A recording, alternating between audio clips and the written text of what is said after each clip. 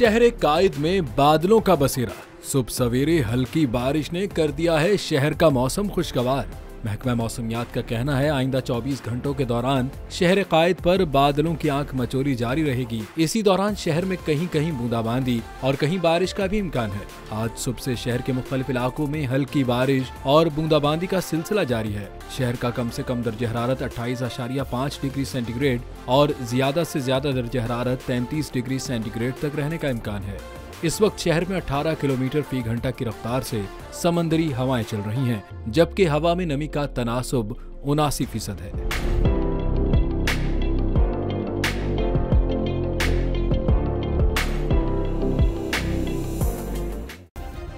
Subscribe करें और bell दबाएं ताकि कोई खबर रह न जाए।